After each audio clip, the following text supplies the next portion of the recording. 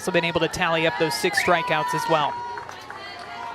And she's going to be facing off against a Georgia team who hit well in the opening weekend, above 300. And looking at their lineup, it was Sydney Chambly who really stole the show. And she started the season 0 for 1. Since then has gone 6 for 11. She's hitting in the 5 spot as Sarah Mosley grounds it over to short, and 1 down. Well, so you talked about limiting those free passes for Magnanimo.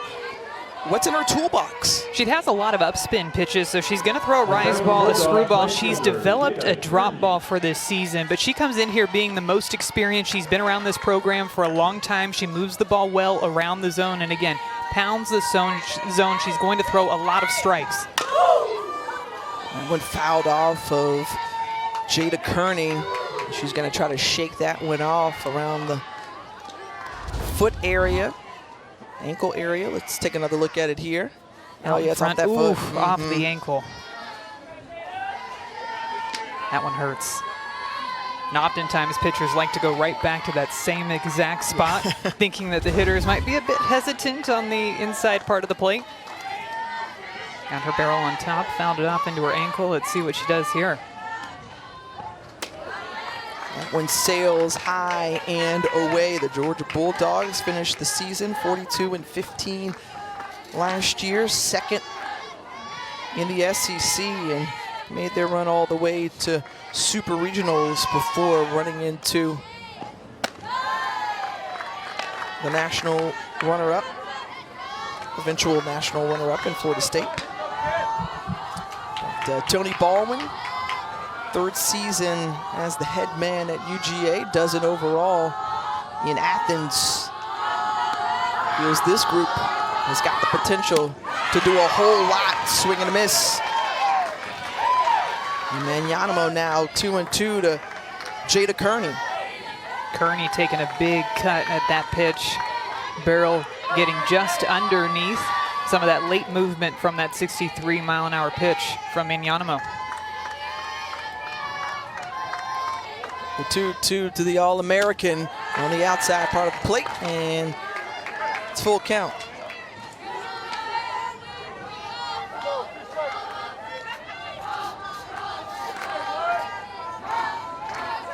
Great hitter throughout her career. And Kearney going chasing, and Magnanimo loves it. She sits down, one of the big hitters in this lineup. You can hear it already. This Wisconsin team and the fans in the stands are fired up about this ball game this morning. Magnanimo going with the rise ball, challenging Kearney on the inside part of the plate, and Kearney swinging at this one way out of the strike zone. Magnanimo recording her first strikeout on the day. Magnanimo is going to be one of those 3 pitchers in rotation for the Wisconsin Badgers this season. And had among the majority of the innings that are returning for this pitching staff. 0-1 and fouled off by Lindy Ray Davis, now down 0-2. Not too often in today's day and age of college softball that you hear just 3 pitchers on the roster too. And talking to Coach Healy about that, she said one of the benefits is these pitchers know that they're not looking over their shoulder for somebody else to come in and throw the innings. It's on them. They're going to be the ones that are out there throwing these pitches. Coach Healy just so passionate when she was talking about all of her players, but really excited to see what this pitching staff was going to do this season. Always enjoy getting a chance to have a chat with her about her team. Very uniquely built too. A lot of walk-ons on this team. A lot of players with a ton of pride to be able to put on that Wisconsin jersey every single day. And produced success a couple of seasons ago when they last made it to the NCAA tournament. But again, you talked about some of those key pieces and mature players that moved on, and one from the circle, as you said, Maddie Schwartz, who kind of took up a bulk of the innings, you said, was the ace for this group. And now it's a chance for the trio of pitchers for the Badgers to perhaps have a time to shine, and Manyanamo with back-to-back strikeouts, and so a quick sparkle from Manyanamo in the circle. Manyanamo moving the ball all over the strike zone. This one a drop ball, 58 miles per hour on the inner half, challenging these Georgia bats early in the ball game. Manyanamo feeling it. One with North Carolina, it was the Wildcats who got off to a hot start, and since then, now just a one-run ball game. And you just never know in a weekend like this with all these types of matchups and different competition in elite levels. Majority of the scoring happening in that Kentucky-North Carolina game within the first 3 innings of the game, but it was Taylor Ebbs in the top of the 5th that hit a home run. 3 home runs already in that ball game too. And Tiffany, I feel like we do this every year, but we have the unofficial, official in our eyes competition of which field can hit the most home runs, and so far we're off to a great start. Oh, it was rocking for sure, as that one a rocking base hit for Fiona Gerardo, and Gerardo with a stand-up double to lead it off here in the second. You're seeing Wisconsin come out and continue to be aggressive with their bats, not just waiting back for a perfect pitch down the middle, but this one, a rise ball up and in on the hands, and she just fights it, gets the hands inside, gets barrel enough on this pitch to drive it straight down that left field line and make her way over into scoring position. Oh, I love the pose at the end, too. I mean, see, we get to see all of these things too early in the year. A little preview of what we're going to see from these teams through the rest of the season. Yeah, because there was at one point the bow and arrow right on target. That was a very popular celebration as Gerardo goes to the dugout. A pinch runner in for her, trying to lay down the sacrifices. Peyton Bannon, and does so successfully. So Eden Echeverria is over at third base, and once more the Badgers are lurking around for another run. They're just continuing to put pressure on this Georgia defense. A very well executed sacrifice bunt, doesn't even make it out of the batter's box, but it is in fair territory. A nice job by Sarah Gordon back behind the plate to make a play on that one. Showing bunt again, Ava Cusack, and that one rolls foul, so she'll get another crack at it. And you'll see Wisconsin use a ton of pinch runners throughout the game. They like to utilize both their power and their speed when they get somebody on into scoring position. Already early in this game, we've seen 2 pinch runners being used.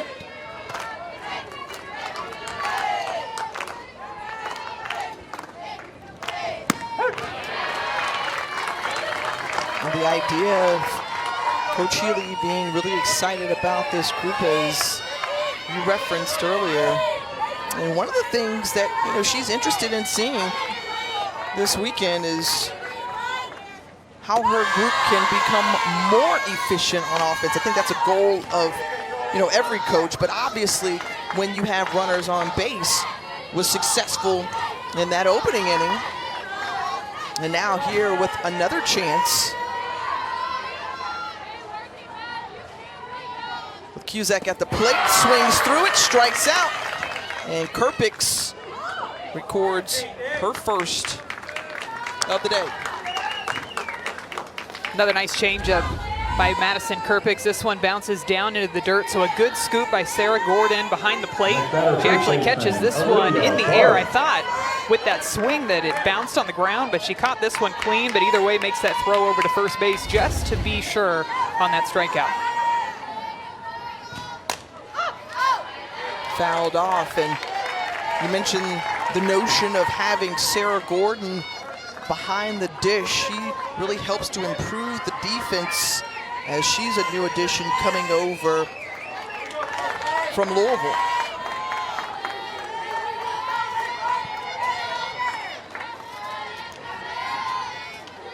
Back to the top, and Olivia Barg, who sees that one sail high. It was once again nice job by Sarah Gordon to bring it down. There's some of that defense and the communication that often goes unnoticed throughout these ball games, that it's coming from that catching position, always talking to those pitchers. Woo, right back at you, up the middle. And Olivia Bark produces run number 2 for the Wisconsin Badgers. They jump out in the first inning and change. Another rise ball up and in.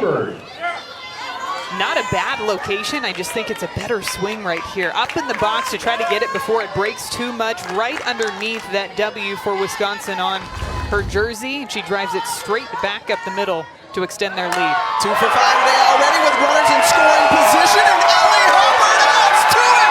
2-run blast. That's a home run for Ellie Hubbard. The big W at the end as the Badgers know they are outmatched. They said all weekend long, but they're trying to come up with the W over a top 5 opponent.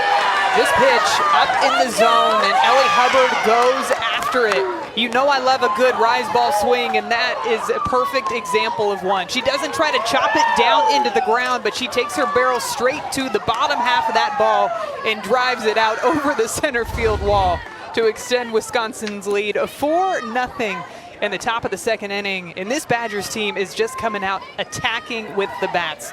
Not being too particular about what they're swinging at, but being aggressive and making good adjustments with their swings to get these balls into fair territory.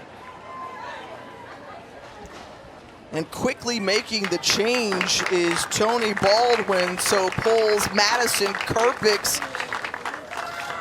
After discipline up at the plate with runners in scoring position. Early in this game, back in the first inning, you saw them swinging well outside of the strike zone. They've got to make Manyanamo bring the ball into the zone, give them something that they can hit. Well, Sydney Kuma leads it off here. The All-American bounces it up the middle past the diving second baseman, and the leadoff single for Sydney Kuma. Perfect example there of not trying to do too much with your swing. Got some late movement from Manyanamo on her pitches, and she's not going to blow it past you. She's throwing it about 58 to low 60s. So you really have to have solid barrel control to try to get something going offensively. Sydney's back-to-back in the lineup for the Bulldogs. This one is Sydney Chambly. And Chambly, who is got 10 RBI on the season, was an even 500 last weekend. Sends that one high into the sky and flies out to left field, 1 away. And that fly ball there is another thing that Coach Tony Baldwin said that they were trying to work on this offseason with their hitters, is not getting too far underneath the softball, trying to square it up a bit more, hitting more line drives. Obviously, if you hit the center of the softball, it's going to produce home runs. But when you hit too far on the bottom half of the ball, that's when you get the easy flyouts. And he said there's nothing worse than when you end an inning with runners on base and you hit a deep fly ball to the wall. Sarah Gordon, who is a newcomer to this team, as we mentioned. And the catcher for Georgia. The ball in a strike and hits it sharply over to second base. The flip over from Cusack. The double play is turned. We talked about the great defense carrying over from the opening weekend, and right now Wisconsin is clicking on all cylinders. This team is just fired up in every facet of the game. A beautiful double play here fielded by Ava Cusack over to Ellie Hubbard to turn the 4-6-3 double play to end the inning. We already saw Stanford do their thing, and a top 10 matchup is on the way between the Cardinal and Florida State. Georgia tomorrow against Oklahoma State. How about Tennessee and Texas, a top 3 matchup tomorrow evening? The most intriguing part about all of these matchups is who these coaches are going to decide to pitch facing these teams early in the season, knowing maybe there's a chance you face them in the postseason. Do you go ahead and roll out your ace? Do you try to give maybe a freshman, an underclassman some experience, some big game experience?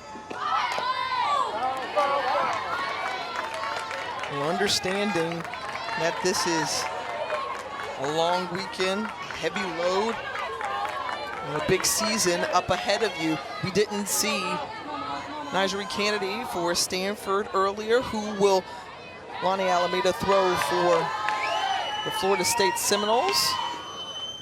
LSU is going to be in action coming up at 2 o'clock against Georgia Tech. They've got a deep staff. I mean, you look at the SEC and the different pitchers that they have coming back, the Tigers are among the most loaded. Hit well sharply. Emily Digby has it, and the 3U on your scorecard. To your point, Tiffany, the LSU Tigers have a bunch of different pitchers on their staff that can match up according to which offense they're facing. You have somebody like a Raylan Chafin out there who did such great work for them last year. And you can pick and choose your moments when you want to use them. And I do feel like having a big staff benefits teams early on in the season because you don't have to overthrow just one arm over and over again on weekends like this weekend where maybe you have 4 or 5 games smacked into 4 days, but you can kind of use them sparingly and use those matchups depending upon who you think fits best against a certain opponent. And too gone are the arms of, you know, your Montana Fouts and your Ashley Rogers. I mean, now this is a chance for others to keep up the great work that they've been doing or perhaps emerge. And I felt like last year you had teams that had those types of aces on their staffs, but even the coaches are trying to evolve and use their aces a bit more strategically. You think about Florida State last year with Kat Sandercock and using Kat Sandercock's drop ball along with McKenna Reed's rise ball to pair well together in the same game. So a lot of strategy, a lot of analytics that are constantly going into these pitching moves that these coaches are making throughout the season. Backus with a 2-2 count to Emily Bojan.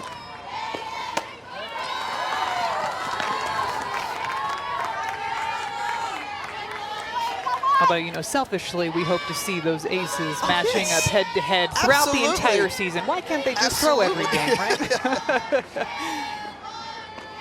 Full count to Bojan, caught looking, and Backus strikes her out. Well, 11 teams in the SEC in the top 25 poll. When you take a look at the conference preseason coaches poll, everyone's going to be chasing the preseason favorite, Tennessee, Georgia, right in there, the thick of it, tied with LSU. LSU up there because they have so much veteran presence on their team and their pitching staff that you mentioned. But this Kentucky team that's here down in Clearwater, they're one you want to keep your eye on too.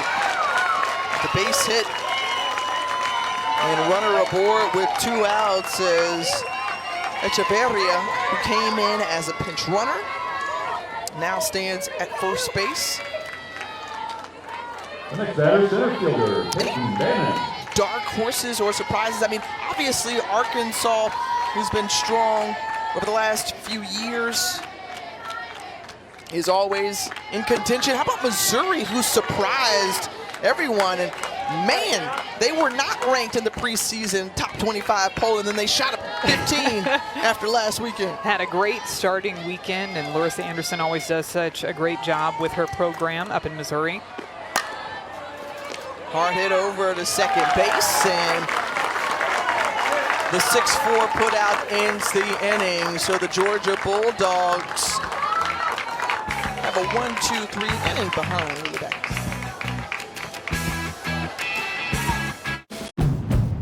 At Honda, we've chased down a lot of dreams. Each one. Go ahead. And a 10-9 ball game as North Carolina currently up to bat. They are threatening as well, but they've got 2 out. And we're just talking about Kentucky. We'll see if they can start off the weekend with a win. Those teams have just been throwing punches all morning long. Every single time we check the score, the other team has gone in front, and then you look 1 inning later, the other team's now in front. Back and forth offensive game between North Carolina and Kentucky. Now Kentucky with Stephanie Schoonover out there in the circle. Hard throwing righty for the Wildcats. Dealt with some injuries last year, but feeling healthy coming into this season. Coach Rachel Lawson for Kentucky really excited about her in the circle this year. Glad to have her back at 100% for the Wildcats as Emily Digby fouls that one off. And Schoonover, the big strikeout. And They love it. They're happy about it. And these are the type of cut-ins that we'll get to see all weekend long. There's action all around the complex, different fields, different announced teams. Mark Neely, Amanda Scarborough, Mike Cousins, Danielle Laurie, Tyler Denning, Jenny Dalton-Hill throughout the weekend. And of course, Beth Mowens, the voice of college softball, along with Michelle Smith and Jessica Mendoza. They'll be here all weekend. And Manyanamo right now is feeling it in the circle. And the way she's getting these Georgia batters to chase at this rise ball that from our vantage point looks like it doesn't even start in the strike zone, but that's a product of her living around the zone, really working those edges of that strike zone, getting batters thinking that they need to take the bat off of their shoulder. Late break on that pitch and a couple of strikeouts for Manyanamo. And Dallas Goodnight now standing in, the lefty who is making her first start and seeing her first action of the season for the Georgia Bulldogs. Battled some injury, happy to have her services back on the field. Pulls it over to the right, out of the glove in time by Cusack, and 2 down.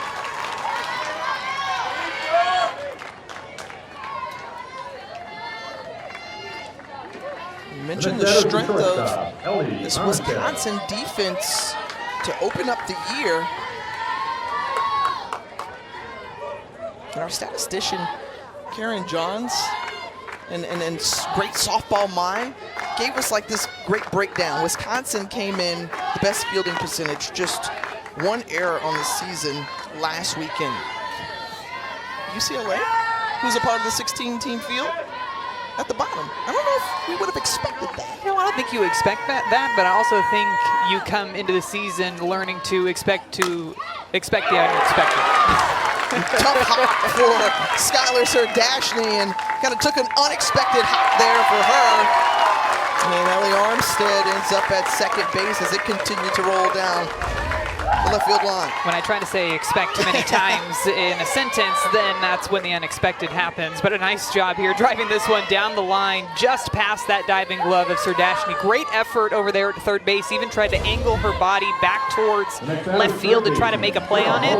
But Ellie Armstead able to advance over into scoring position with 2 away. So gonna rule that a single and then an error on the outfielder. And Sarah Mosley is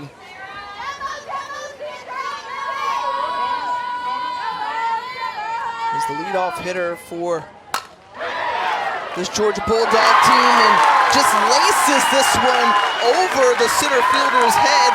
Peyton Banning wasn't necessarily sure how fast and hard that was coming, and Georgia's on the board. An absolute frozen rope off of the bat of Sarah Mosley. Only 3 hits in the opening weekend, but 2 of those hits were home runs last weekend, and she smokes this ball straight to back up the middle. And these line drives coming off the bat for the outfielders are some of the hardest to read. You don't know if you need to take a step back, take a step forward, but that one burns her, makes it all the way to the wall, and the Bulldogs are on the board. Quick powwow for the Badgers in the circle. Meanwhile, good time to talk about this Georgia offense. You're always waiting to see just what they're going to come back with in their new version of their team. They hit 92 home runs last year.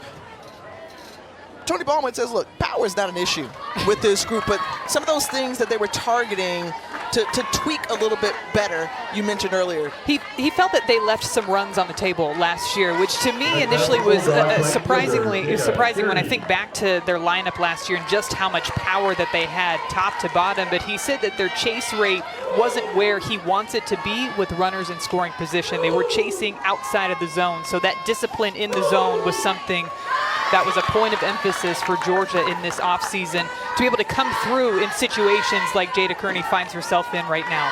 2 away, your team's down by 3 runs. You've got a runner in scoring position. Find a way to pass the bat to your teammate.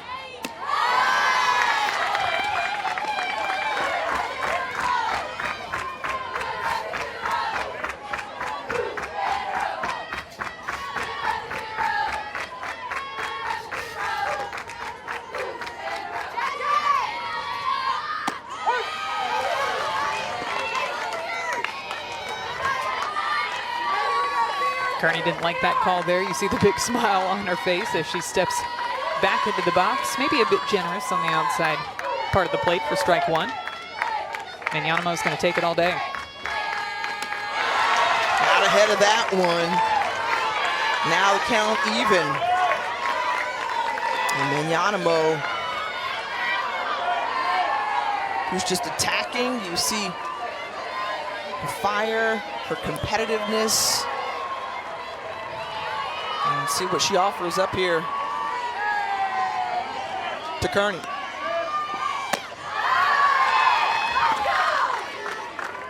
She delivered that one with 2 seconds remaining on the pitch You clock. and I were both watching that clock tick down. And the pitcher does have to separate their arms in the delivery by the time that clock hits 0. And Jada Kearney lays that one into the left center gap. And rounding third and coming home is Sarah Mosley, cutting the lead in half. Here come the Dogs. Those are the type of in-at-bat adjustments that Coach Baldwin's looking for this year. Kearney swung and missed big on a changeup earlier in this at-bat. She gets another one that's even further inside, lower in the zone. She doesn't overswing, but the way that she's able to drop her barrel underneath this pitch and drive it out into that left center gap, those are the types of quality at-bats that Georgia needs to see with runners in scoring position. It remains that way for Lindy Ray Davis. With Kearney at second. Georgia 2 for 2 with Risp in the early going of this one.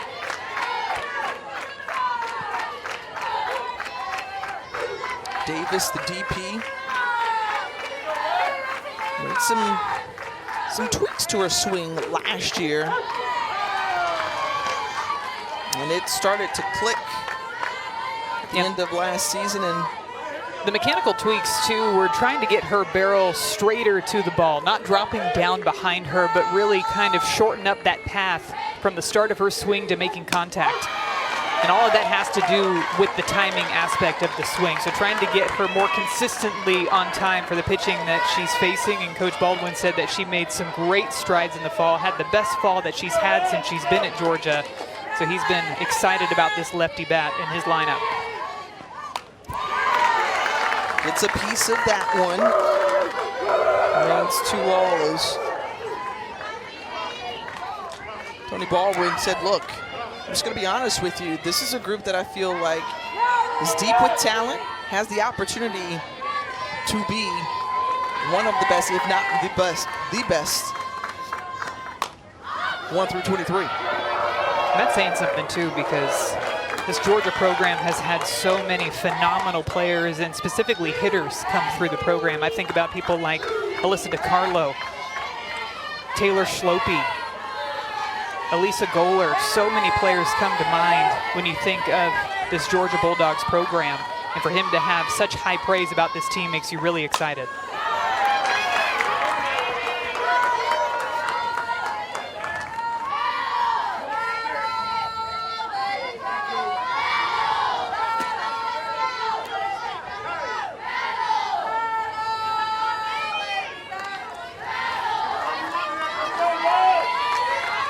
Dugout cheering on Lindy Ray Davis. The 2-2 stays alive.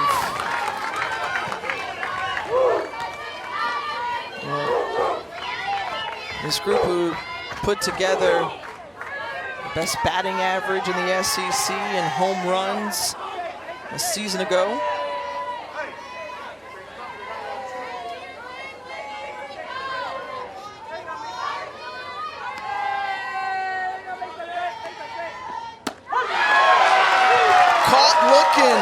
This time it's the second strikeout for Lindy Ray Davis, and Manyanamo gets out of the inning. The Badgers up by 2 runs. We start the top of the 4th inning. Their head coach Yvette Healy joining us now. And Tessa Manyanamo, boy, the way that she's come out, 4 strikeouts getting out of that inning, even though Georgia was lurking around. What have you liked from Tessa in the circle? You know, she's a competitor, so she's excited for that game. She knows when you're going against a program we've never beaten, you know, you want someone out there who's a Bulldog, so she loves the matchup. I know it's still early in this season, but we've come to expect to see a variety of different things from your offense, whether it's putting down a sacrifice bunt, hitting the ball out of the park. But what have you liked from your offense so far today? Well, I do like that. I think they have quality at bats, and it's about next man up. So I think it's pretty unselfish offense. They're fun to coach, and it's an athletic group. Thanks so much, Coach. We appreciate your time. Thank you. Well, it's also a fun stop on the schedule for Wisconsin. They've been to this invitational before, had great fun, and joining this time around is 11-year-old daughter of Coach Healy, Maeve, who's in the dugout. She's got her Pringles, she's got her Badgers gear on, the glasses. She's got the best seat in the house over there right now. I feel like later she's going to soak up some sun. We grab She's some already ice got the cream. glasses and the visor. Love seeing some of these young kids be able to experience an invitational like this, especially for young Maeve, of course, her mom being the head coach, but just to be able to see what these players and the hard work that they put in and day out to produce the way that they do on the field, not just for softball, but also academically as well. Now, Coach Healy told us now, hey, Maeve's a mean soccer player. Yes, okay, big soccer fan. That is her sport of choice right now. The beauty is, I mean, if you're looking around the country, everybody's watching women's sports, you know? You know, you see the growth. Dawn Staley from South Carolina, the women's basketball coach, she wears that all the time, and the growth of softball that we've seen year over year just keeps on getting better. To your point, we see it in so many sports across the nation too. I think of volleyball and the way that it's exploded as well. So much excitement. Another national championship over in Tampa. And Kuzak striking out. Correction, that's Bark on the strikeout. Lily Backus, the lefty in the circle for Georgia. Coach Baldwin talked about her changeup and how her changeup has been giving her teammates fits throughout the fall and the January to start off this season. And so they were very excited to have her out there in the circle facing a different opponent than themselves. There it is again, just so much confidence in that pitch. She can locate it wherever she wants to in any count. And after Hubbard smashed that home run in her last at-bat, no surprise that they start her off in this at-bat with a changeup. Back-to-back changes. You said it's a lead, but let's go back to the second inning with this two-run blast from Hubbard. Takes this Madison Kerpick's rise ball that was well up in the zone. Probably would have been called a ball, but she takes barrel straight to it. A great swing on that rise ball up in the zone. And fired up as she's running around the bases too. You can just feel the passion coming from this Wisconsin squad and how much they enjoy playing in this Clearwater Invitational. The 1-2 count to the junior, swings through that one. And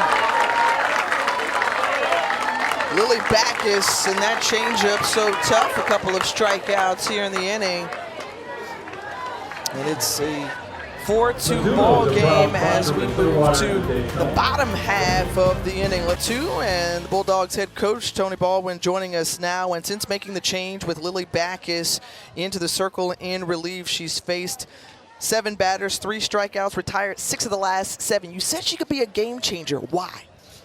Well, she's just a really good competitor, first off, and she's a consistent thinker, so, you know, that leads to consistent performance. And the other piece of that is she's just different than our other top pitchers. Shelby and Maddie, they all complement each other well and makes it hard for the other team to prepare. And Coach, we saw your offense start to make some adjustments in the 3rd inning. What do you want to see them continue to do against Manyanamo? Yeah, I think we just got to continue to keep her in the strike zone and be poised with our at-bats. You know, we've expanded some late in the count. We've taken a couple pitches that maybe we'd like to swing at, but you know, she's moving the ball around. She's got good movement, and the second time through here, we've had a little bit better success of trying to swing at what we want to swing at. We got to keep that going. All right, thanks, Coach. We appreciate your time. Thanks.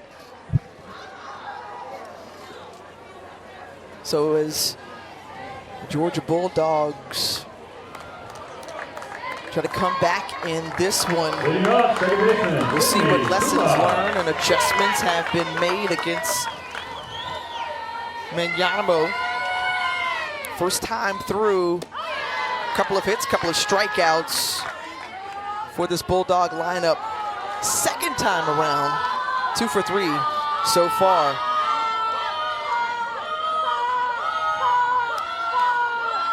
And Sydney Kuma sees that one in for ball 2. And Sydney Kuma is one of the batters, the first time through the order, that I thought had a good at-bat against Manyanamo. Tried not to do too much, just drove the pitch right back up the middle to start off that second inning. And here she is leading off the fourth.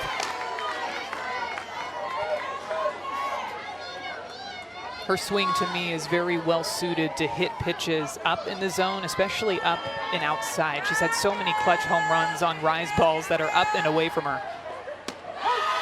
So no surprise that Wisconsin trying to work her maybe a bit more on the inside part of the plate. Some video game numbers to start off the season for Sydney Kuma. A blistering start. Got that Bulldogs home run party started last weekend. Hit the team's first of the season off the video scoreboard. So, yeah, she's got the power, dynamic talent indeed.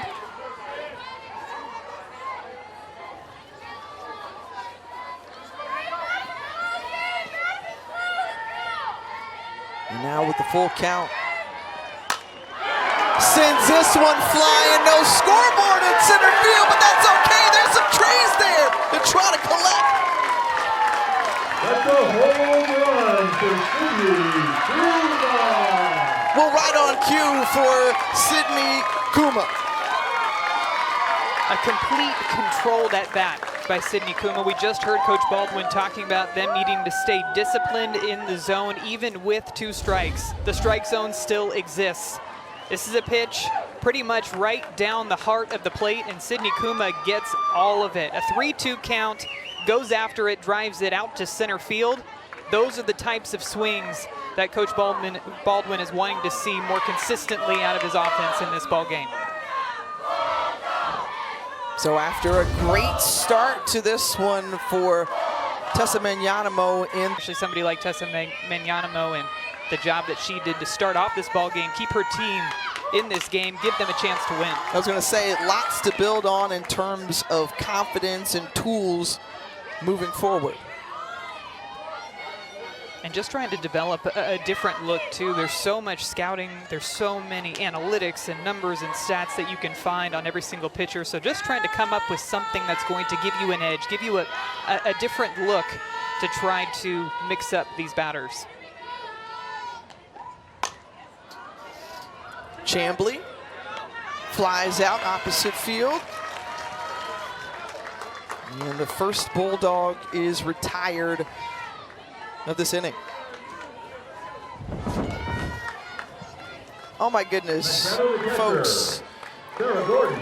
Nearby on another field, Kentucky and North Carolina still going. The Tar Heels down to their final out, trailing by 2, but they do have a couple of runners on, so anything can happen. That's exactly what we have seen thus far in that game. The scoring list of plays in that game is practically 2 pages long because they've been going back and forth all game long. Still looks like Stephanie Schoonover in the circle for Kentucky. And Rachel Lawson is hoping to pick up a win. Boy, the last couple of seasons for the Wildcats have ended in the regionals. We talked about them seeking their first super regional since 2021 and hopeful to get back to Oklahoma City. Hadn't gotten to the Women's College World Series since 2014.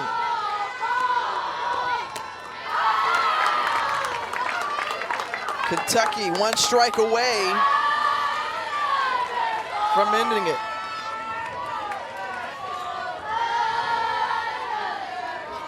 You think about Schoonover, how about Grace Ballman, the former Kentucky pitcher who's on staff, who is now a full-time assistant, calling the pitches and having to free things up some more, and that does it, ball game.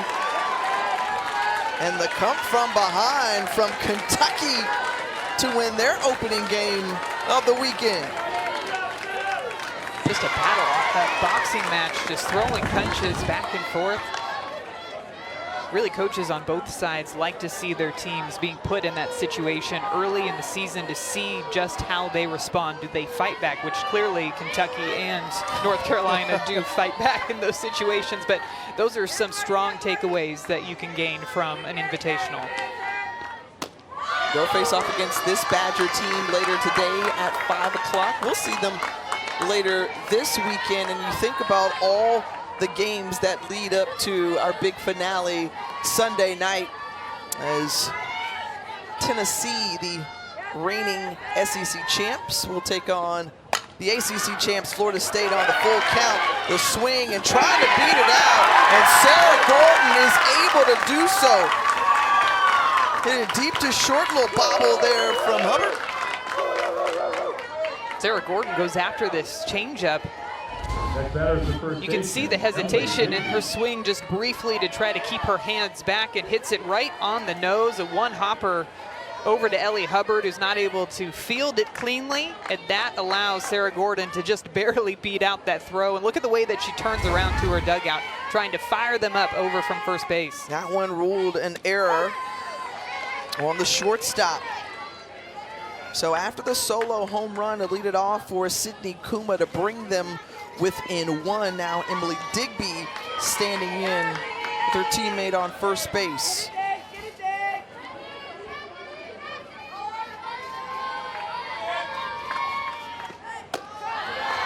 Snap back throw to first base, and Gordon is safe.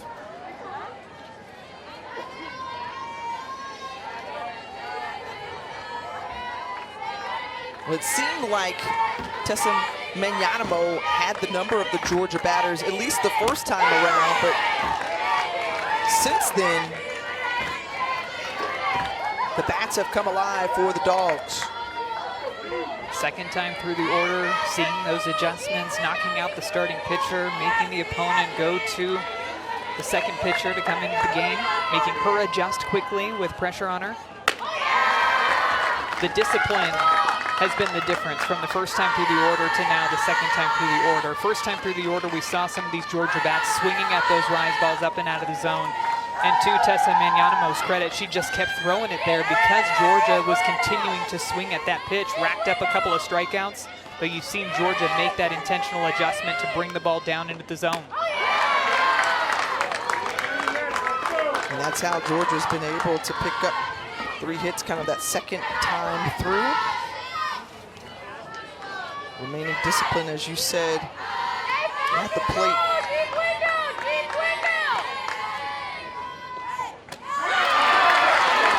Speed offering there, and not giving in is Digby. A one-out walk, so 2 aboard for the Dogs. Jacobson trying to go back to that changeup, about 47, 48 miles per hour. Hangs on to this one a bit too long, and that's why it floats up above that strike zone. Good take by Emily Digby. Dallas Goodnight coming up to the plate with 2 runners on board.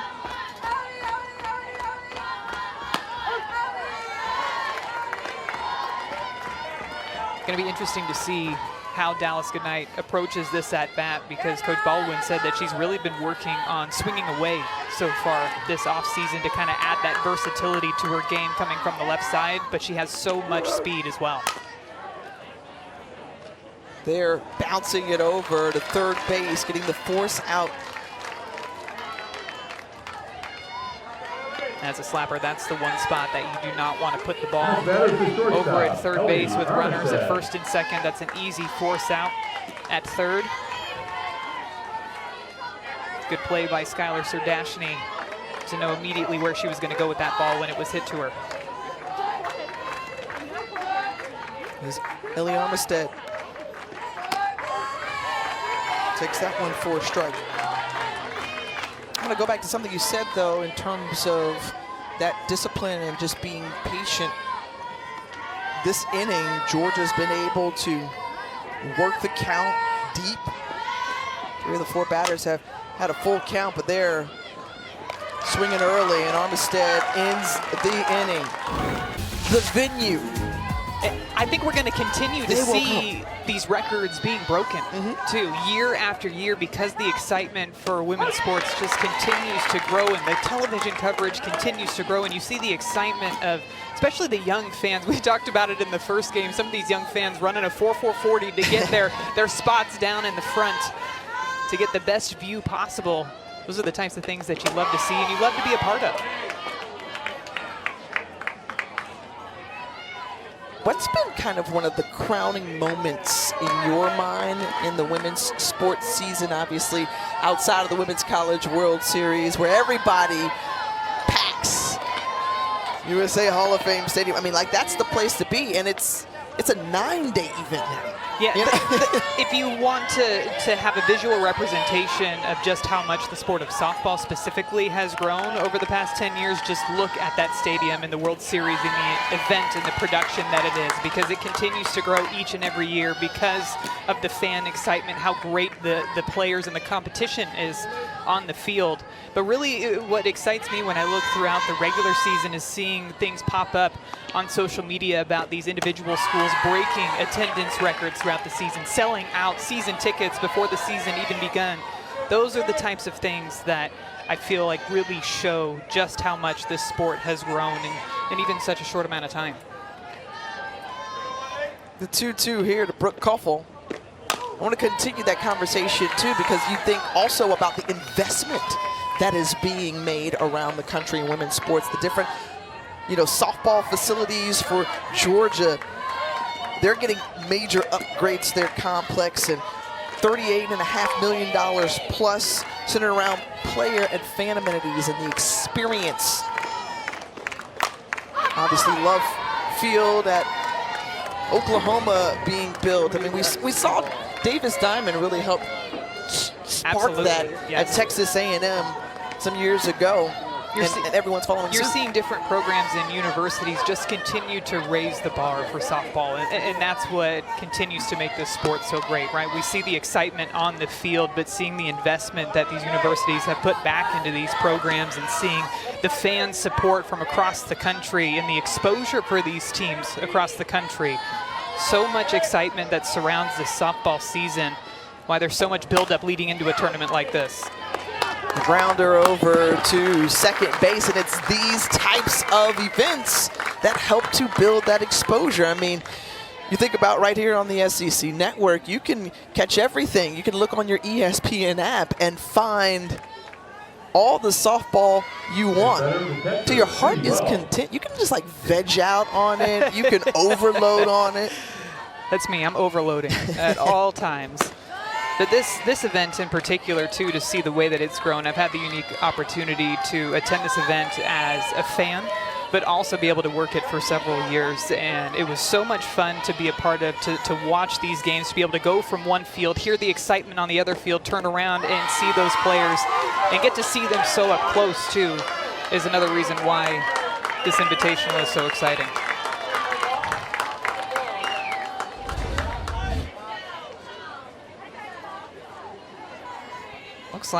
Looks like it hit her on the elbow, but I'm wondering if the home plate umpire is calling her back into the box, saying that elbow was over across that batter's box line. So leaning over into the zone, that's why he would call her back into the box after getting hit by that pitch, because it clearly hit her in the elbow. Yes. Now, as a batter, you have the right to the batter's box, but you can't lean over outside of the batter's box. So that's what the home plate umpire was seeing when that right elbow was hit by that pitch.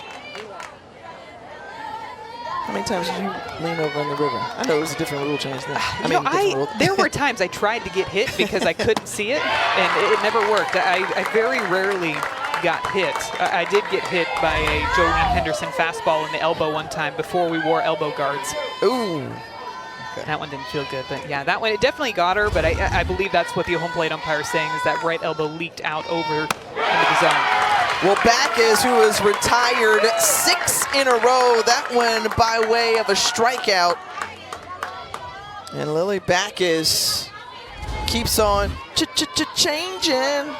This changeup is deadly. It's so deceptive the way that she pops it out of her hand and the depth that she has on that pitch as well. So it's dropping off of the table when these batters do decide to swing.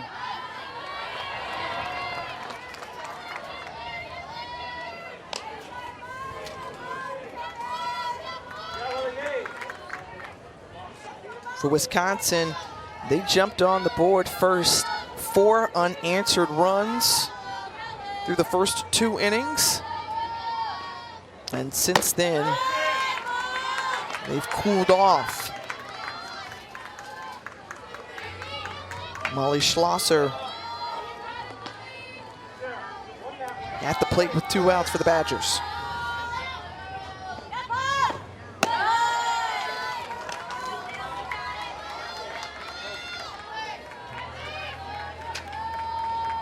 And Lily Backus, who was one of those transfers who can have a major impact on her team, as there's a lot of movement, which has become now a norm in the world of college athletics with the transfer portal.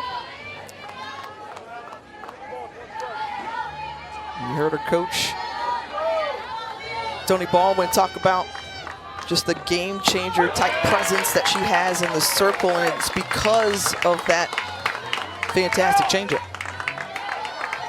But also adding a different dimension and different look to the staff. Retiring 10 of the last 11 batters. Come on now. Love it, love it. Madison Shipman, you're like internationally low. You're not just like a 3-time All-American for nothing. I mean, yeah, people got to flex your name on the sleeve. Oh, that was awesome. Great Oh, find yeah. by the camera Oh, crew yeah. right there. Don't need to talk about it. Madison Shipman is about it, okay? Make me blush a little bit up here in the booth, guys. But going back to that Sunday game, like let's talk about that, because that's a rematch of what we saw in the Women's College World Series. It was Lady Vols who were right on the doorstep of making it to the championship series. Florida State would go on and represent. That has all the makings, because that's what this weekend does for you. It gives you like a preseason preview of what we could see in May and June. It really does feel like the postseason. I keep having to look at my calendar and remind myself that it's just the middle of February, because you're seeing so much top competition go head-to-head early in the season. But you're right, and I do believe that there is a bit of strategy when it comes to who you want to pitch and play in these certain situations, knowing that, hey, I might see this team a little bit down the line in the postseason. Do I want to throw my ace out there? Do I want to go ahead and keep her kind of hidden until I might see this team later on? It'll be interesting to see the strategies of both Coach Weekly and Coach Alameda. Right out of play behind the Wisconsin dugout off the bat of Sarah Mosley. Great camera work all weekend long already. I mean, we're just like 2 games in on this field alone, and it's like mid-season form happening for our crew. Thank you for all the fines. 2-2 to Mosley. Fouls it back to the net.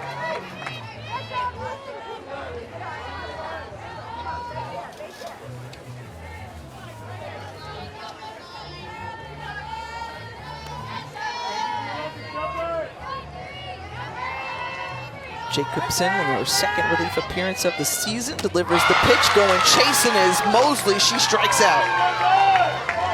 We saw such great discipline from Georgia in the bottom of the 4th inning, but Jacobson throwing this rise ball way up and out of the zone, getting Sarah Mosley maybe guessing she was going to see something lower in the zone, but takes a big old hack at this rise up above her helmet for a big strikeout to start off the bottom of the 5th.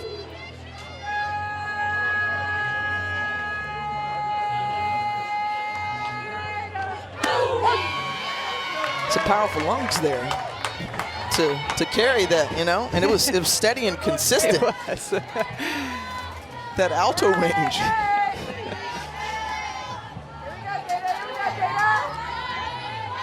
Jada Kearney back at the plate, had an RBI double to cut the lead in half back in the 3rd. And then Sydney Kuma tacked on another run via a solo home run.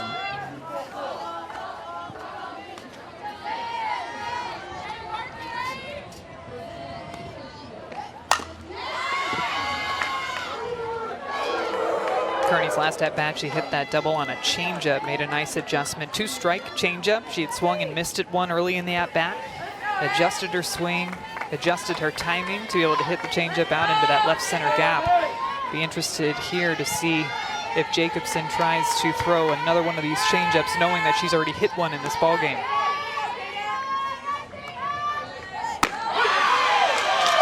Caught looking. Back-to-back strikeouts for Jacobson. Her first 2 of the day. Extremely well located curveball. The way that it just clips that outside part of the zone. Kearney thought it was a bit away, but good framing back behind the dish as well by Emmy Wells to get that call, and a big strikeout looking for Jacobson. Pinch hitter in now in Jaden Fields, a veteran presence for this Georgia Bulldog team.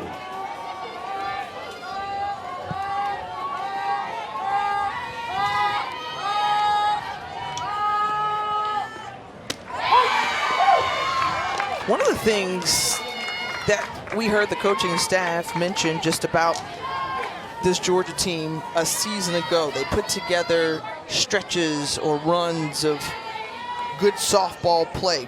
One of those players who is capable of getting hot for a period of time is somebody like Jaden Fields. When she comes into the ball game, she always just feels like she contributes at the right time and has done that throughout her career. She has such a powerful swing, and she can drive the ball a mile past the park, and that's what Georgia is known for, right? They're known for the home run ball. So I'd imagine that Coach Baldwin putting her in this situation, seeing if he can spark the offense. Instead, the 5-3 put out to end the inning, and taking care of business, banging all morning long into the afternoon on the opening day here from this wonderful preseason event put on by ESPN Events. And Dempsey, the pinch hitter, is retired after 1 swing.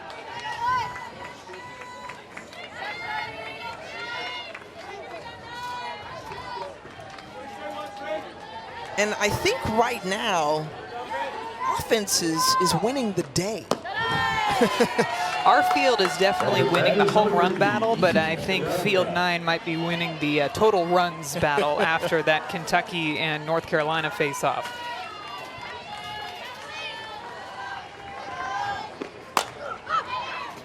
Swung on. And out number 2 for the Badgers. Well, they started out this ball game 4 for 9 and put up 4 runs. But since then, Lily Backus has made the Wisconsin bats go cold. 1 of 13, kept them off balance. 5 strikeouts in the process, and has allowed her team to stay within striking distance.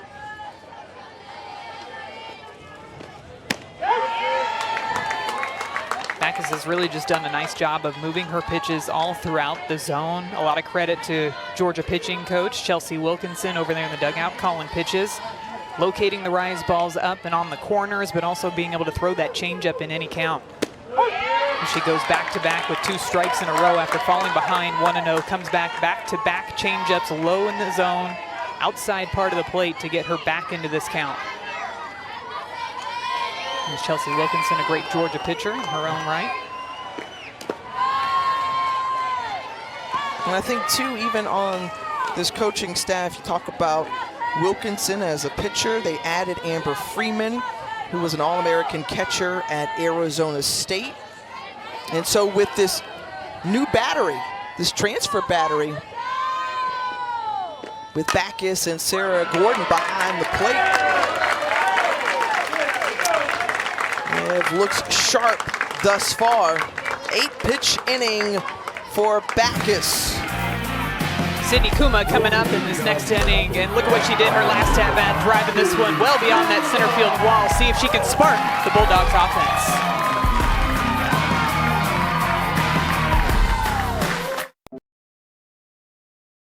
But when both sides have connected, they've made it count.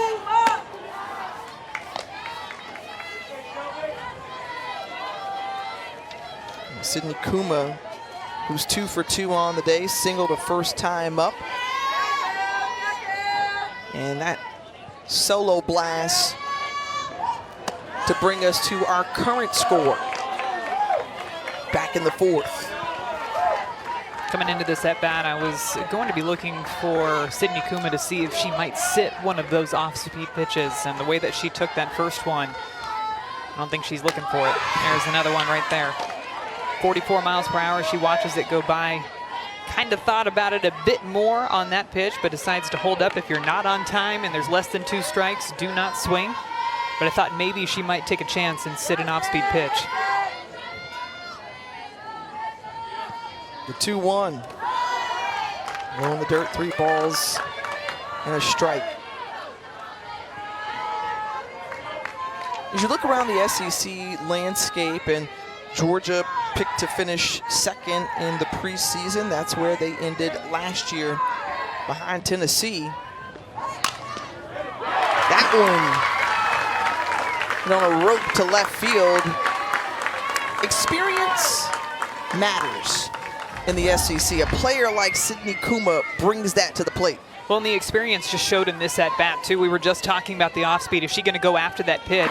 And Wisconsin tries to throw her another one in a 3-1 count, maybe catching her thinking that she was going to see a fastball in that situation, but she keeps her hands back just long enough to be able to drive that out into left field. Having that calm presence up at the box is something that comes with experience in the SEC, and just knowing how and learning how to deal with the failures, because unfortunately we play a sport where when you're successful, you're still failing 7 out of 10 times. So learning to deal with that failure and learning to deal with a high level of competition day in and day out is something that everybody learns throughout their career, and having experience in your lineup is going to be very interesting moving forward, as the SEC has really taken the lead in that area.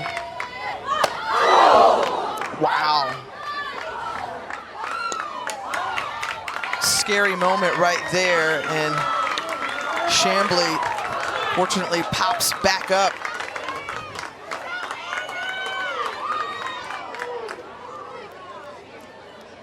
Chambly taking a moment to walk down that foul line beyond first base, right in the helmet. Wow, she even tried to get out of the way of that one. Scary pitch. You can just hear it off the helmet here.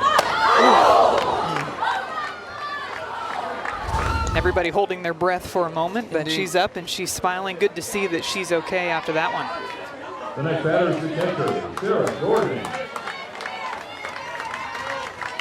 So Chambly is okay. She's over at first base. Sallow,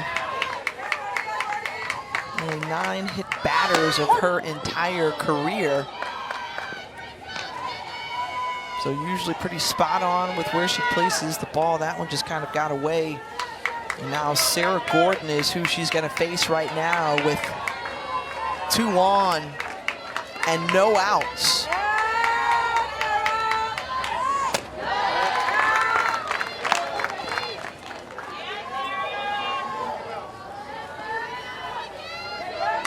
Bulldogs down by a run. Couple of RBI with runners in scoring position today.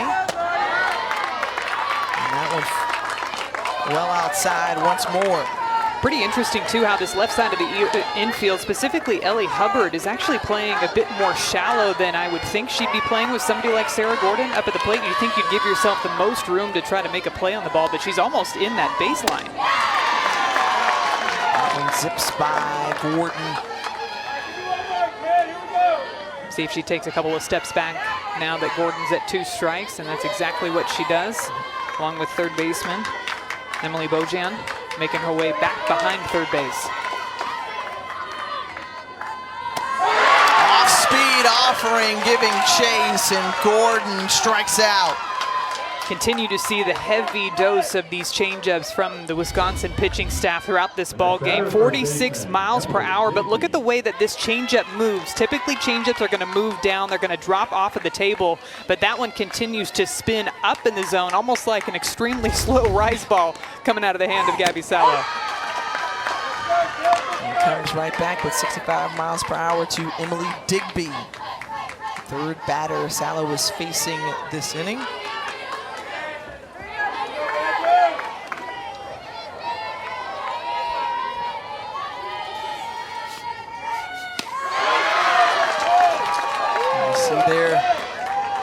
The variance in speed from pitch to pitch from Gabby Salo. And a hesitant swing by Emily Digby, too. Taking a hack at it, maybe just not picking that up soon enough, but too late to stop your swing. Yeah. That one outside. The inning started off with Sydney Kuma, third hit of the day, singled. As all of Georgia's leadoff hits this game, then Salo comes in and puts Chambly on first after hitting the batter. Strikeout of Gordon, and here 2-2 to Emily Digby.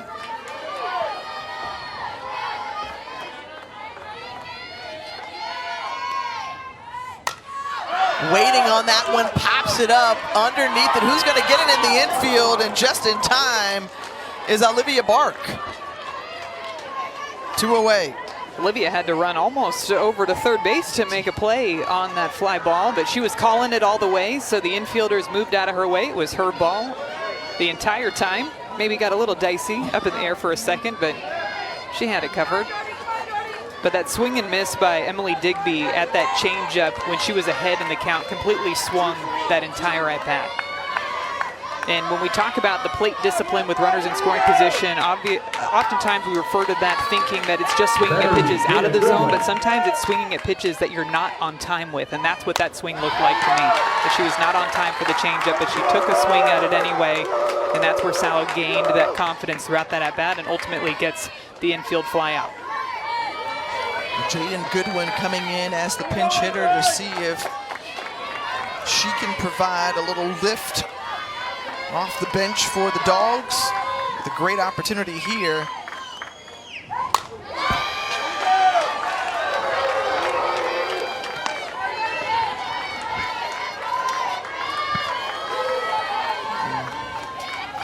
Goodwin, who is a batter who just makes good contact, puts the ball in play, convert from a slapper to swinging away more, but pull the string there. It's in down. Salo, huge strike.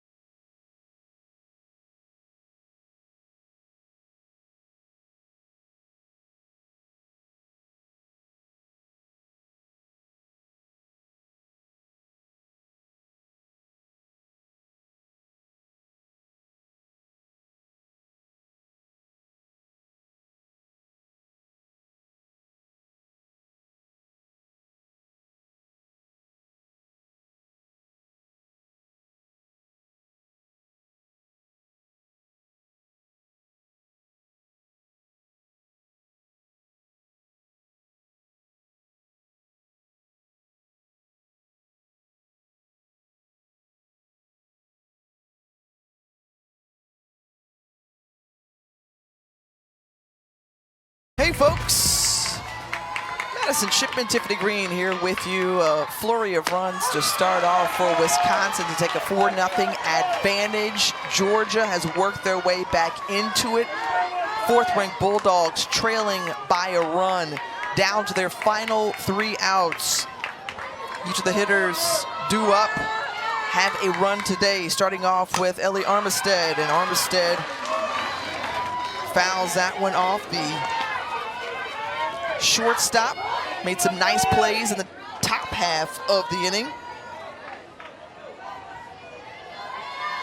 And remember, scored a run after singling back in the third. Now her group needs her to get on base to lead it off here in the bottom of the 7th.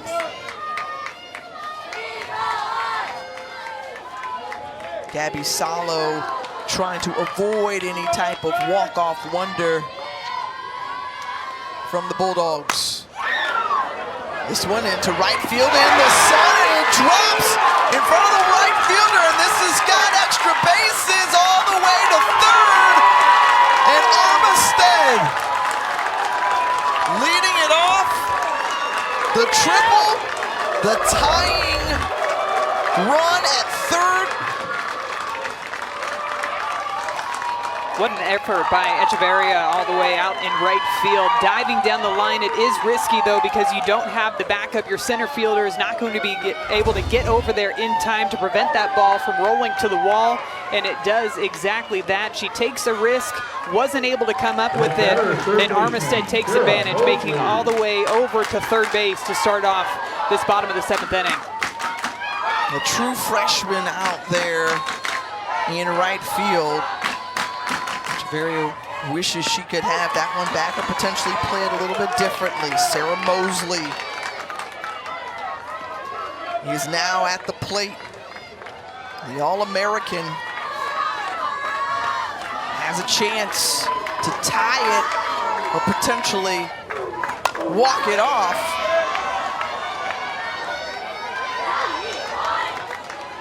Mosley struck out on that rise ball up above her helmet in her previous at-bat. Finds herself in an 0-2 hole to begin this at-bat.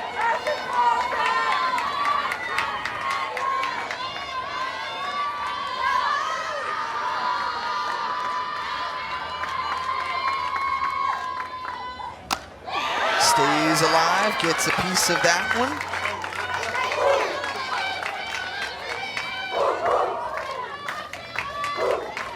We talked about runners in scoring position and how important that would be as a key to the game for Georgia. Started off quickly, but 0 for 6 in their last set of attempts. Waited on that one, third baseline, ties up the ball game.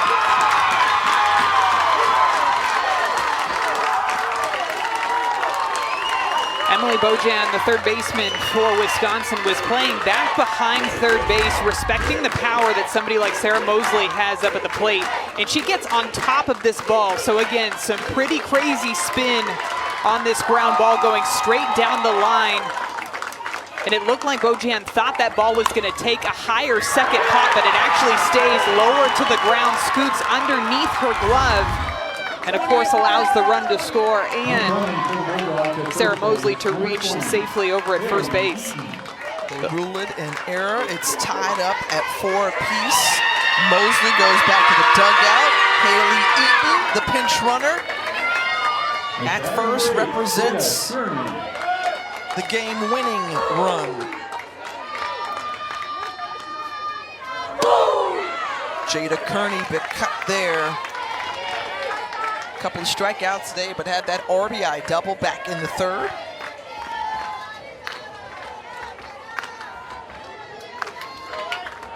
And the player who can flex power at any time.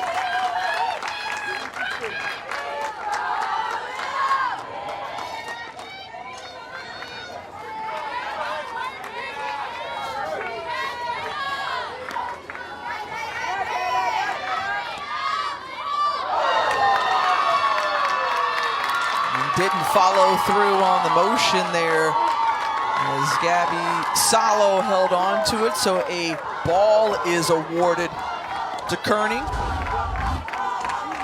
Interesting sequence here. I'm wondering if maybe a foot got caught. It almost looks like that right foot almost slipped backwards when she was going through her motion. Kind of hopped through it, hung on to the ball. Of Georgia has brought them back in this game, even at 4.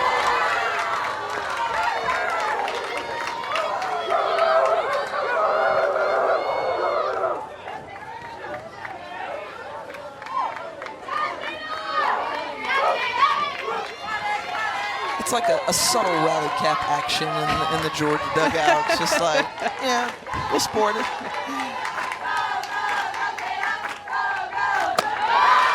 That one high, ball 3, full count. To a dangerous hitter, Jada Kearney.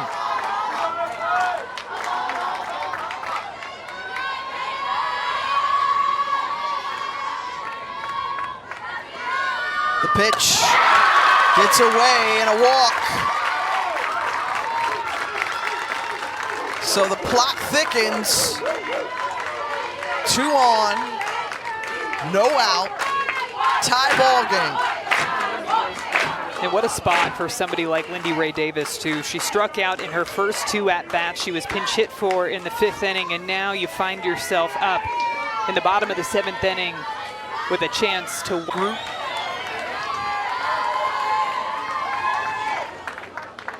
Comes in, big situation.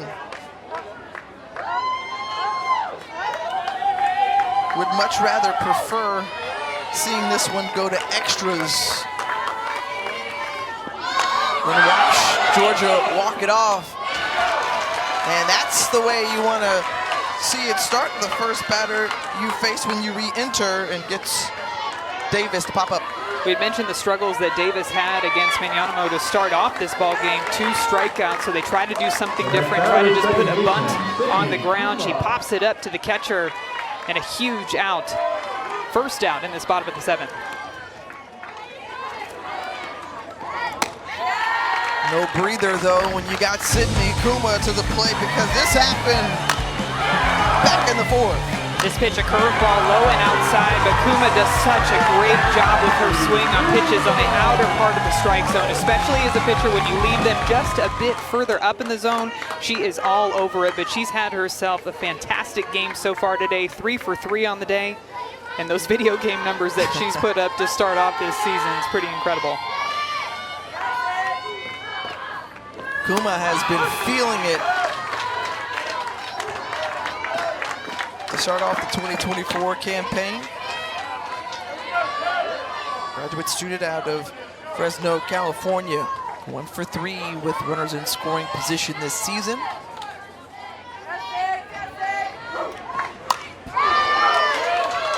Good cut, foul.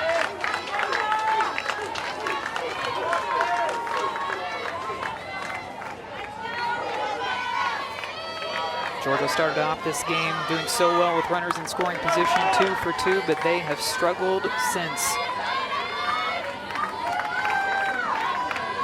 Magnanimo ahead in the count. The 1-2 offering. Low, inside, ball 2.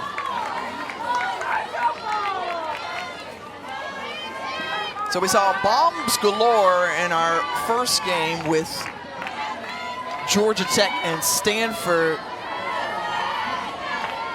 Now a nail biter here with Wisconsin, Georgia, and making the right play in time to third base to get the lead runner out from Magnanimo, but thankful that that throw from third to first was picked up by Park.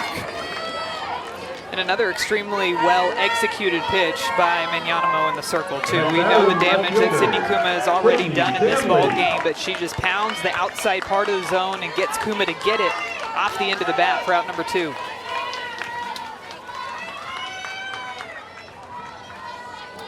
Magnanimo has 1 more to go and starts off with strike 1 to Sydney Chambly.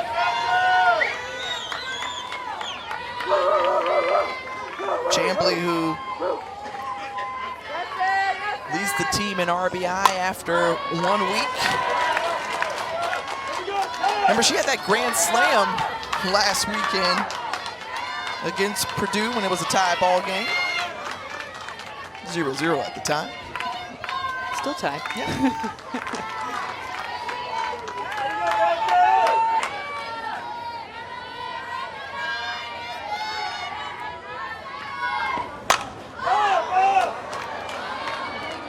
High fly ball into left, and Magnanimo comes in. Clearwater.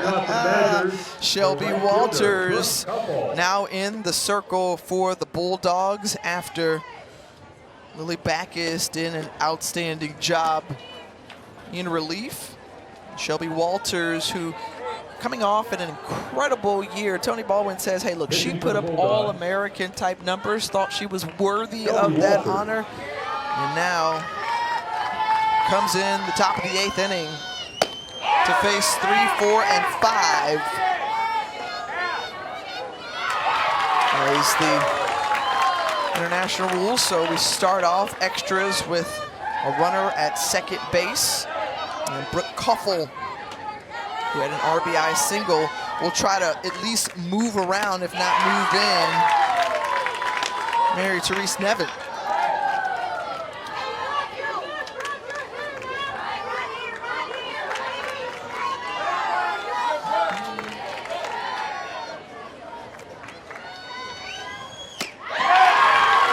Shelby Walters retires Brooke Kuffel. Making quick work here of Brooke Kuffel. This is that curveball. Almost has a bit of rise to it, too, tailing away and up in the zone to the righty Kuffel. Shelby Walters, a ton of game experience coming into this season. 68 to 70 miles per hour. Likes to throw that drop ball to both sides of the plate. Has added a rise for this season. I think we saw a bit of that already. She was sharp last weekend as that one got away from Gordon. And so Nevin now 60 feet closer to home. Mentioned Sarah Gordon back behind the plate. Almost loses this one, able to come up with it, but the throw sails over Sarah Mosley straight into the hands of Armistead, who tries to make a great dive to get Nevin at third base, but on the dive and making contact, that ball pops out of her glove. So Nevin able to dive in safely over at third base.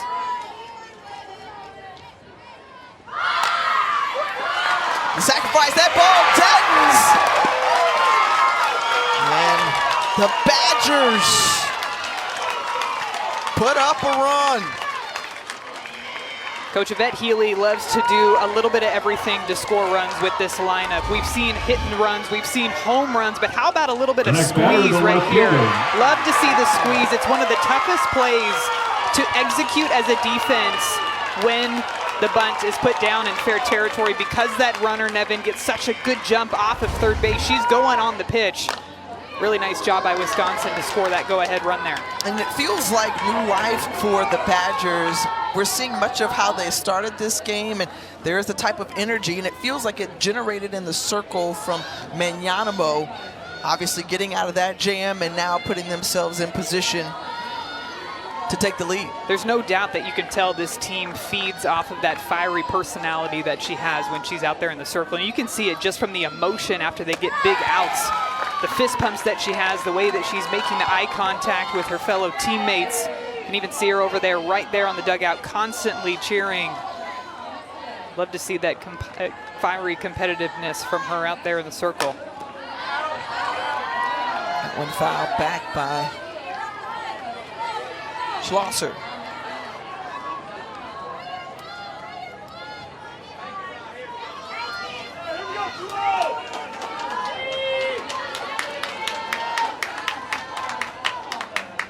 Got ahead of that one. And the strikeout. All right.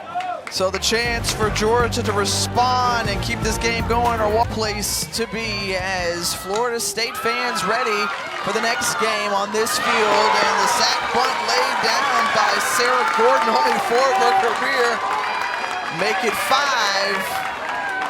And now, Georgia Bulldogs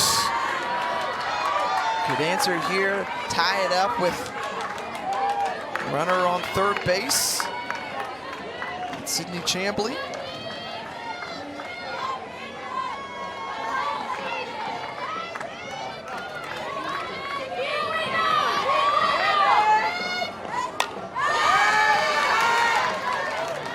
What a spot for the freshman, too, and Emily Digby. Very nicely executed sacrifice bunt to move Sydney Chambly over to third base, and now you have an opportunity to try to tie up this ball game with your team down by 1 in the bottom of the 8th.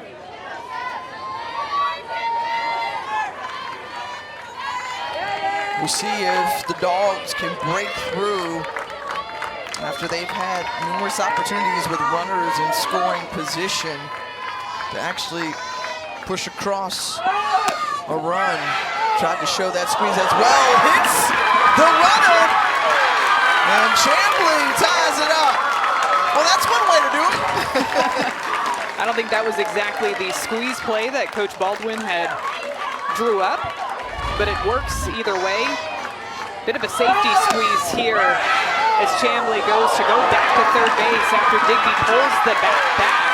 But because the throw from Emmy Wells ends up hitting Chambly right on the back, that ball ricochets away, and Chambly's able to score.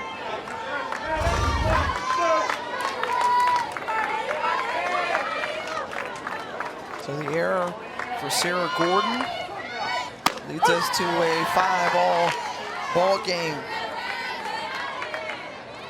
Digby still at the plate. Ball 2 strikes and an out.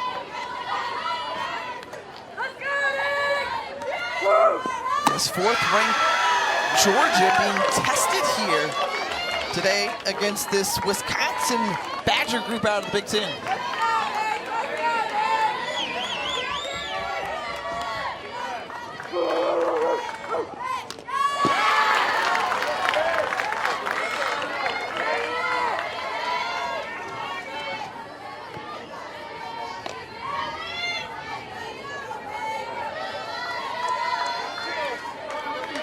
Digby, who's been heralded for her maturity, even as a freshman. Let's see if she can produce like she's been here before.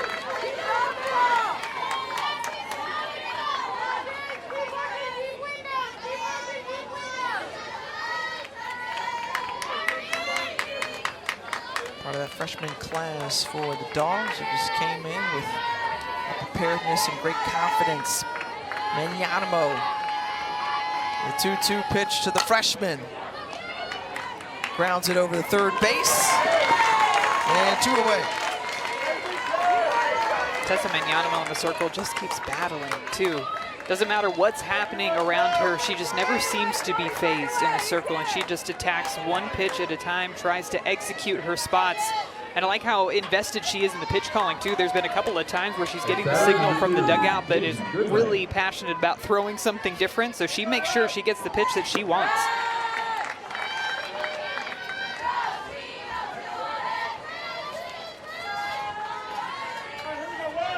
Manyanamo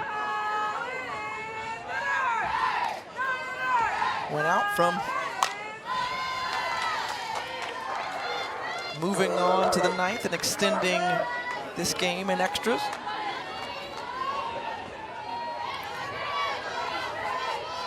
Jane Gooden 0 for 1 today.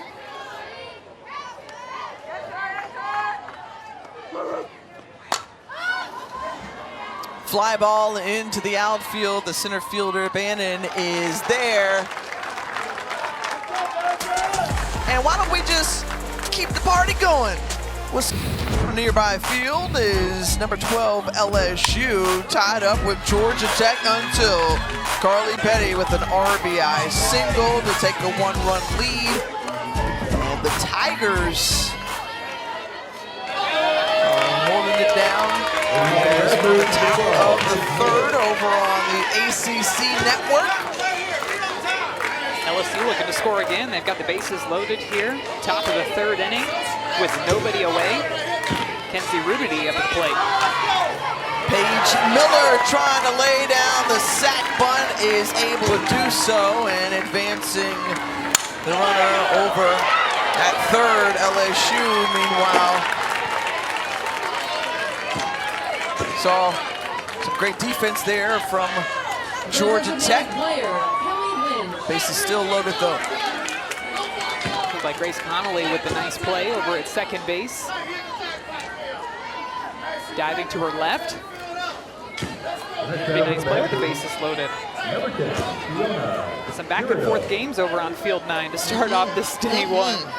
It was a 12-2 decision earlier with another SEC team. And Kentucky taking down North Carolina. And now Kelly Lynch, who comes into the program, one of those impact transfers, is at the plate. And here with us is Gerardo. She doubled back in the second inning.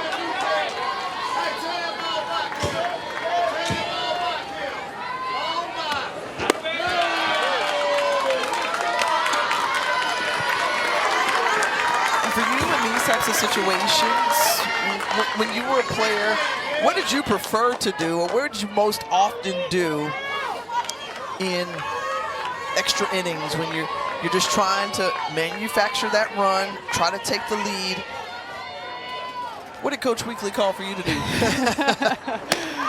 Well, I believe that I got one squeeze play when I was up at the plate, and the ball bounced and I didn't make contact, and I'm pretty sure I got my runner over at third thrown out, so not bringing up some great memories there. But you know, when I with the runner in scoring position, I'm just trying to look for my pitch when I'm up at the plate. That one gets through past the glove of the shortstop, Armstead, and Gerardo drives in the run. So Wisconsin grabs the lead back. She waited for her pitch, she found it, and drove it through. We've seen these types of aggressive swings from Wisconsin all game long, though. They're not looking for the perfect pitch straight down the middle, but they're adjusting their barrels to the pitches that they're swinging at. This is a pitch down in the zone, so she gets on top of it and drives it back up the middle. They just continue to chip away and have quality at-bats when runners are in scoring position. 3 for 9 today, and credit Gerardo with her first RBI of the season. And a pinch runner in for Gerardo is Kate Linkletter.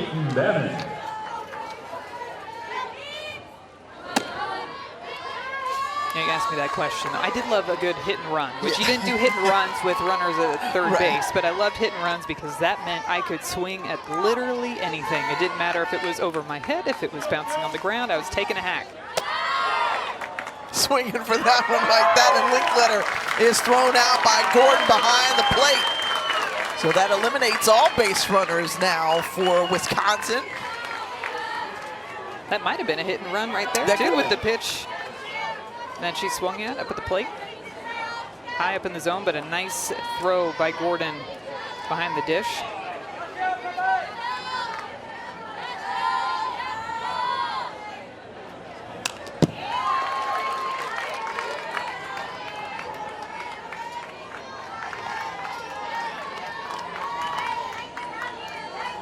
LSU competing over Field 9. We'll see them tomorrow to start off our day against Northwestern.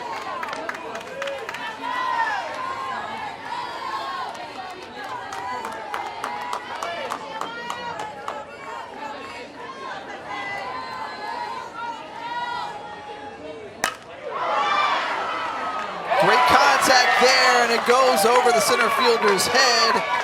And moving around with a stand-up double is Peyton Bannon. Bannon got all of this pitch. It's a rise ball up and inside, and look at the way that her hands almost tuck on the inside part of the plate to keep her barrel on the plane with that pitch, drive it straight back up the middle. Great piece of hitting there over the head of Sydney Chamblay out in center field. And a double with 2 away. Yeah, you go back to then Sarah Gordon throwing out the base runner, trying to steal, and all the more important because if the base runner was on, that double would have scored and tacked on another insurance run to Wisconsin.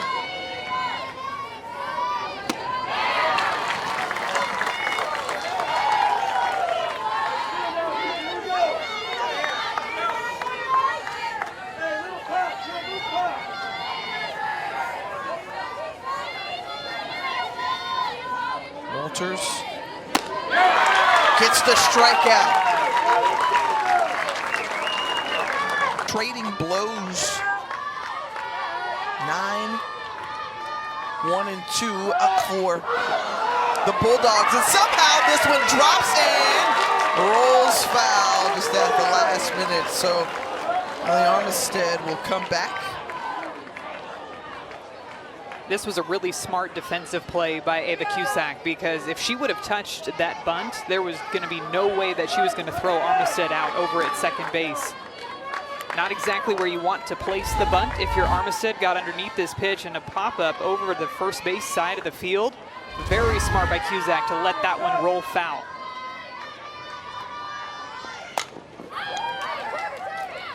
And she lays down the sack bunt, and Dallas Goodnight moves from second to third.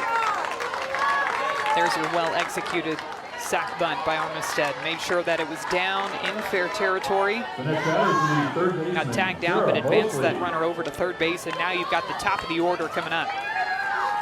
Remember, tied up the ball game last inning on an error, but we keep going back to the point. 2 for 2 to start with runners in scoring position. Since then, 0 for 10. Again, an area of focus for this Georgia Bulldog team. When we talked with Tony Baldwin before entering the weekend,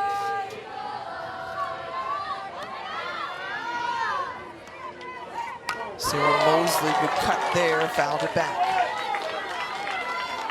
And sometimes with these numbers with runners in scoring position, sometimes it's swinging out of the zone and they need to make sure that the pitcher is bringing the ball into the strike zone. But sometimes throughout this ball game, the pitches have been strikes, but it's not the timing that they're looking for. They're swinging at changeups early in the count. You can just tell by the swing that's not what they're looking for.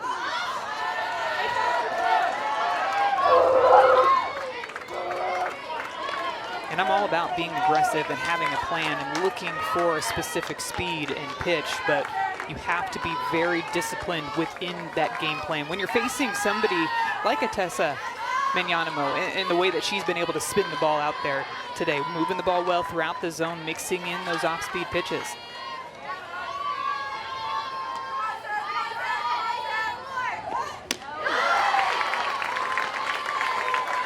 Good spot on that location and a good take by Sarah Mosley too.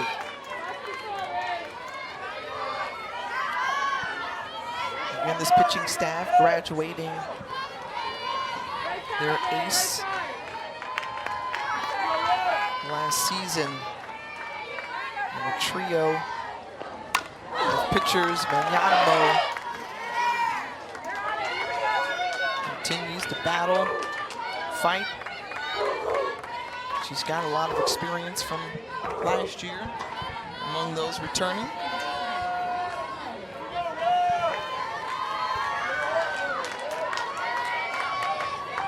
And even to Mosley, and Mosley punches it through and rolls into the infield. The RBI for Sarah Mosley. And we're knotted back at 6 again. And when you get to 2 strikes as a batter with a runner in scoring position, you're just competing. You're finding a way, any way to score that run, and that's what we saw here from Mosley. Look at the way that she lets go of her bat after she makes contact and just try to get that extra bit of extension. Hits this ball way low and outside off the end of the bat, but gets enough of it to drive it out into center field.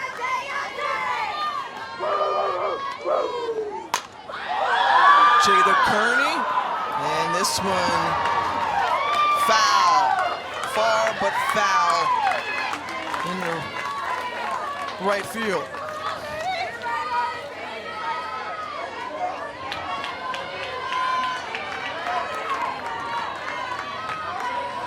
Double third drive and a run, walked her last time up. And handcuffed inside, a nice play made by the second baseman. And 2 down.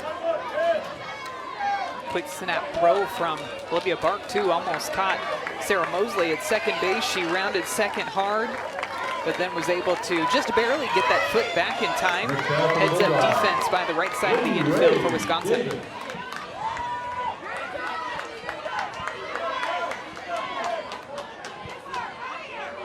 Lindy Ray Davis, first pitch swinging, Magnanimo, quick throw to first base. And we're not done yet, no, and we're not tired yet. Come back with us. Neither team giving in or giving up here as they're trying to open the day and this weekend with a win. Georgia came in perfect 5-0 after the first weekend, 4-1 for the Wisconsin Badgers. We talked earlier about just their home run prowess, which was something that they're not necessarily known for, caught off guard, but it hit 9 home runs through their first 5 games, pitched well, only had an error, and then coming into today's game, we've seen an error committed, and we've seen a home run off the bat of Ellie Hubbard. It was pretty funny talking to Coach Healy before this tournament and what she expected to see of her team before last weekend. She thought they'd be a little bit more speed and small ball and gap to gap, and then she's like, maybe I need to expect that, because then all of a sudden the home runs were all over the place. You have to go back to 2019, one of the most prolific years for Wisconsin softball in that category. It's 65 out of the park. Kayla Kahn went a big part of that team and the home run hitting.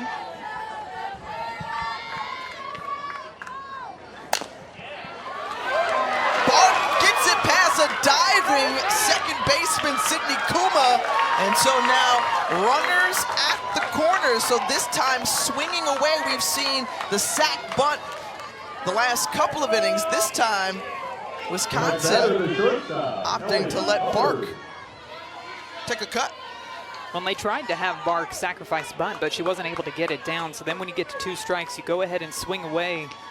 And that ball found some grass, and you're right, Tiff. Runners at the corners now.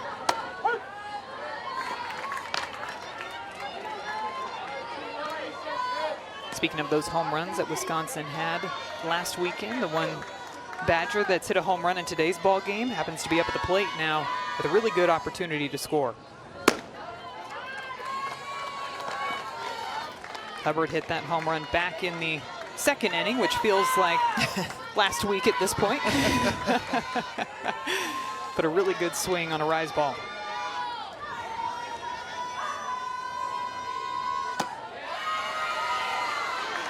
May have mentioned it earlier. Still new to softball, played basketball, a 4-year starter in high school. You said before, one of the walk-ons for this program. And plenty of potential here. And opportunity for Hubbard as Shelby Walters delivers the 2-2 pitch. Runner taking off, and the throw high, intercepted by Kuma. And now both runners in scoring position and no outs.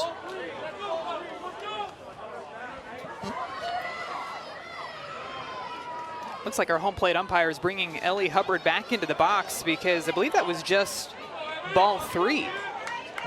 And he's holding up the count 3-2. But the stolen base still awarded as Olivia Bark advanced to second.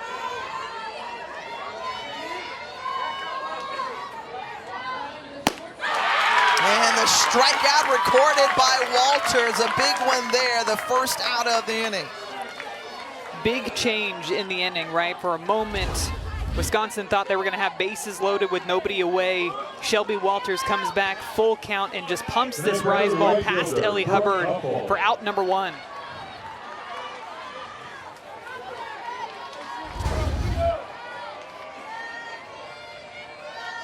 Hubbard retired, couple, now stands in.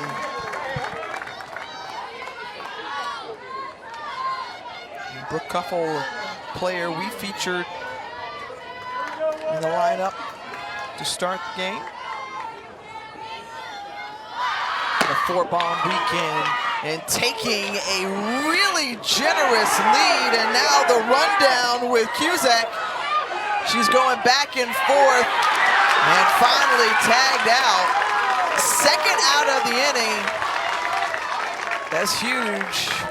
Big jump, leap, got out there, hung out to dry. I think I've seen more squeeze and squeeze attempts in this ball game than I did all of the 2023 season. But good defense here by Georgia, going back and forth in this rundown, making sure that they keep the runner between them. And finally, it's Emily Digby that applies the tag to get similar here in this at-bat in extra innings. Instead, laying down the sacrifice, advancing the pinch runner, Hannah Davila, over to third base. You mentioned it, a chance for Georgia to walk it off here. Got 2 outs to work with. Kuma does her job. And now Sydney Chambly will stand in.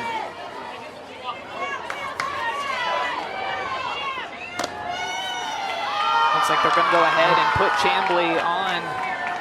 Chambly's been swinging a red-hot bat, but it also could have something to do with getting a righty-righty matchup with Mignanimo in the circle instead of the righty-lefty matchup with Chambly up at the plate.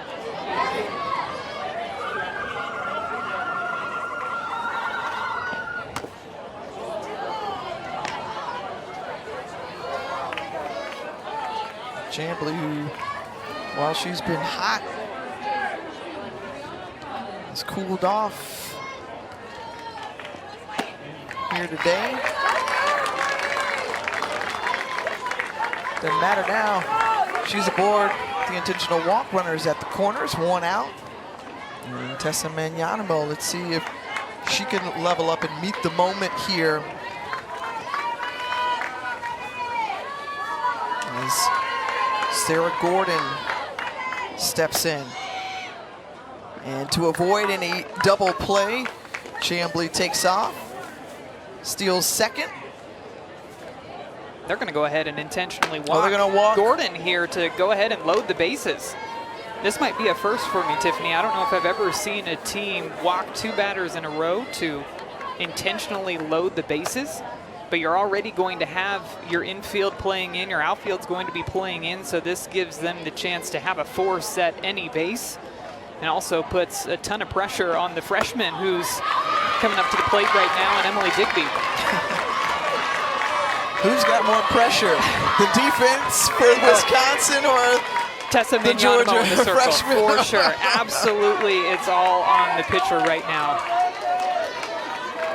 And as a batter, you know that too. You know that the pitcher has to throw you a strike. They're not going to walk you here, game's over. They're going to bring something into the strike zone. So you have to go up there with the mentality that the pressure is on the pitcher. All 3 of Digby's hits have come with runners in scoring position. Finds herself in that situation again in this early season for the Georgia Bulldogs. Foul back by Digby.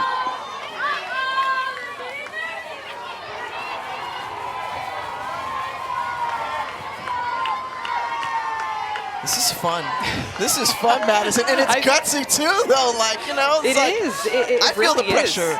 The confidence that Coach Healy has in her defense too to do this.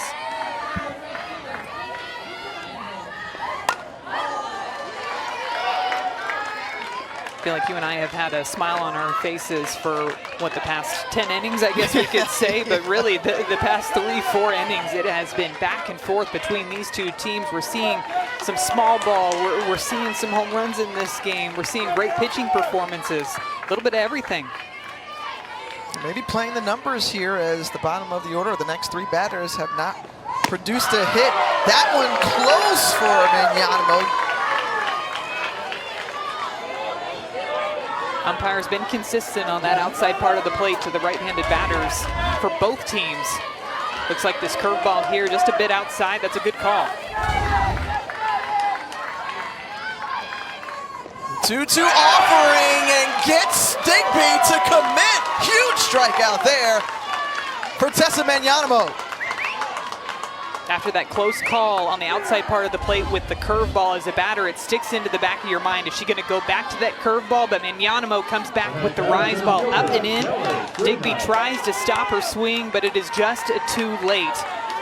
A clutch strikeout by Manyanamo. Well, Dallas Goodnight in her first game of the season with the Bulldogs walks it off. Well, how about that to start off your 2024 campaign?